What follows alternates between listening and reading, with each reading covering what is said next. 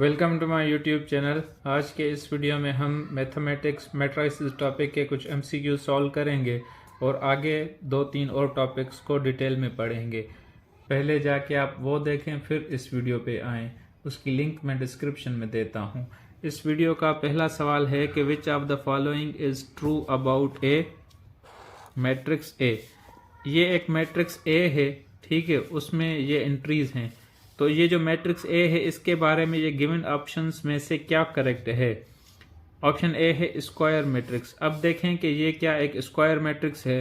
Square matrix क्या होता है? ऐसा मैट्रिक्स जिसमें रोज एंड कॉलम्स क्या हो, सेम हो, मतलब जो उसका ऑर्डर हो वो इक्वल हो। अब इसका ऑर्डर क्या है? इसमें 1 2 3 रोज हैं एंड 1 2 3 क्या हैं? कॉलम्स।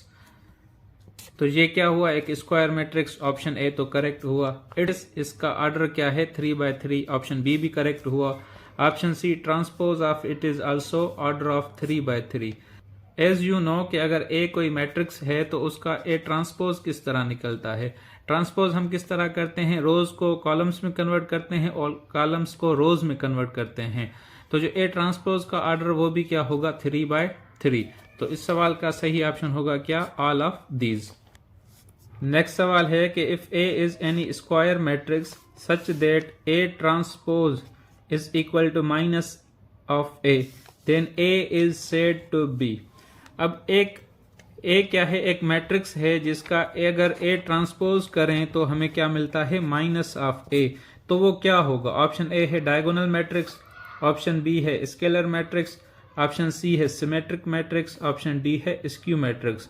थ्योरी के लेक्चर में हमने पढ़ा था कि स्क्यू मैट्रिक्स क्या होता है। अगर किसी मैट्रिक्स का ट्रांसपोज करें और वो उसके बराबर क्या है? Minus of A, negative of A क्या है? तो उसको हम क्या कहते हैं? Skew symmetric matrix.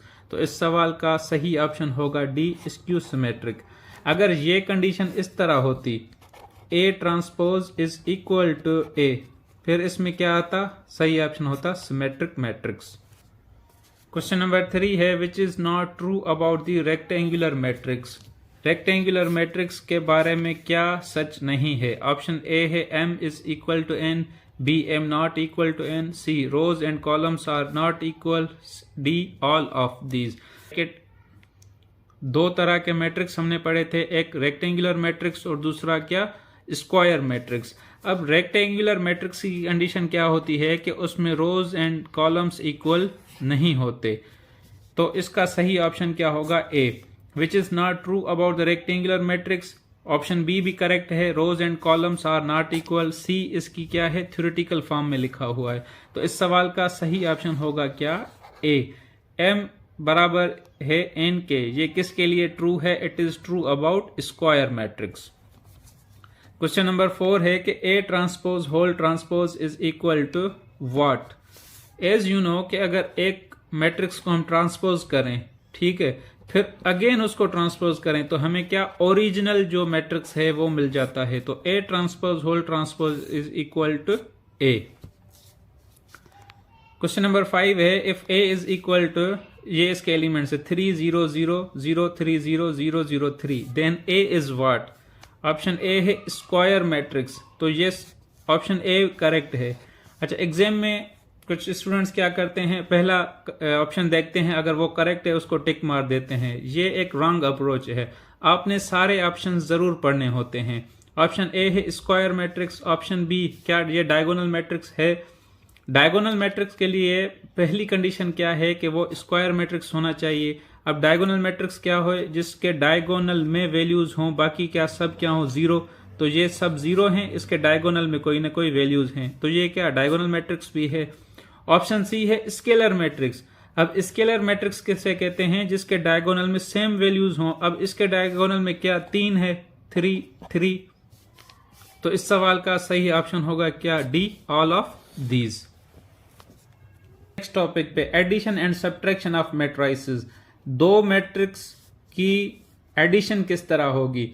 दो मैट्रिक्स की एडिशन तब ही पॉसिबल है, एक तो जो उनकी ऑर्डर हो या डायमेंशन हो वो सेम होनी चाहिए। 2/2, 3/3, 4/4, मतलब उनका number of rose and columns should be same.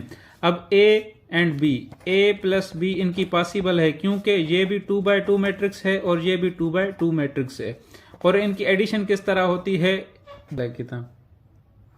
तो हम क्या करते हैं, इनकी करस्पॉन्डिंग एंट्रीज को ऐड करते हैं। फर्स्ट रो फर्स्ट कॉलम में 2 है, यहाँ पे क्या है 1, तो 2 + 1 5 + 4 -1 + 3 3 + 7।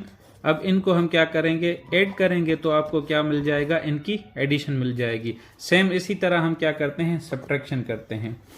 अब एक प्रॉपर्टी है commutative with respect to addition. इसका क्या मकसद है, अगर दो मैट्राइसेस हैं, ये कंडीशन होती है for commutative with respect to addition. मतलब दो मैट्राइसेस अगर A + B करें या B + A करें, अब A + B, A को B में ऐड करें या B को ऐड में करें, इनका रिजल्ट क्या हमें सेम मिलेगा। तो इस प्रॉपर्टी को हम क्या कहते हैं, commutative with respect to addition. Associative with respect to addition, अब इसका क्या मकसद है, इसमें एसोसिएटिव जहां पे भी आता है वहां पे मोर देन 2 जो हैं क्या मैट्राइसेस आते हैं। अब ये देखें A + B, पहले A + B को ऐड करें फिर उसको C में ऐड करें, या पहले B + C को ऐड करके उसको A में ऐड करें, तो रिजल्ट हमें क्या मिलेगा, सेम मिलेगा। तो इसको हम क्या कहते हैं, associative with respect to addition. अब एक और टॉपिक है additive identity and additive inverse. अब इसका क्या मकसद है, एडिटिव आइडेंटिटी। अब जो नॉर्मल न्यूमेरिकल्स होते हैं या नंबर्स होते हैं, उसमें भी एडिटिव आइडेंटिटी क्या होती है। एडिटिव आइडेंटिटी बेसिकली एक ऐसा नंबर होता है जो किसी भी नंबर में हम क्या करें, ऐड करें, तो उसका रिजल्ट क्या रहे, सेम। अब x में हम क्या ऐड करें जो रिजल्ट हमें सेम x मिले। तो इसमें अगर हम 0 ऐड करें तो क्या मिलेगा, सेम मिलेगा। अगर 5 में हम 0 ऐड करें तो क्या मिलेगा, 0। 6 में हम ऐड करें 0 तो क्या मिलेगा, 5 मिलेगा, 6 मिलेगा। मतलब अब इन 0 को हम क्या कहेंगे, दिस इज एडिटिव आइडेंटिटी। तो जो मैट्राइसेस में हम क्या करते हैं, जो नल मैट्रिक्स है, नल मैट्रिक्स मैंने आपको पढ़ाया कि ऐसा मैट्रिक्स जिसमें क्या हो, सारे एंट्रीज 0 हों, तो हम उसको क्या कहते हैं, नल मैट्रिक्स। अगर A मैट्रिक्स में हम नल मैट्रिक्स ऐड करेंगे तो रिजल्ट हमें क्या मिलेगा, A मिलेगा। तो इसकी एडिटिव आइडेंटिटी क्या होती है, नल मैट्रिक्स। और दूसरा है टॉपिक एडिटिव इनवर्स। अब एडिटिव इनवर्स क्या होता है कि किसी चीज में हम ऐसा नंबर ऐड करें, हमें रिजल्ट क्या मिले, 0 मिले। अगर 5 में हम क्या ऐड करेंगे, रिजल्ट हमें मिलेगा 0। क्या करेंगे, -5। 6 में हम क्या ऐड करें, -6, तो हमें रिजल्ट क्या मिलेगा, 0। मतलब जब भी किसी नंबर में कोई ऐसा नंबर ऐड करें, रिजल्ट हमें एडिटिव आइडेंटिटी मिले, तो उस नंबर को हम क्या कहते हैं, एडिटिव इनवर्स। और additive identity is constant, 0 for all.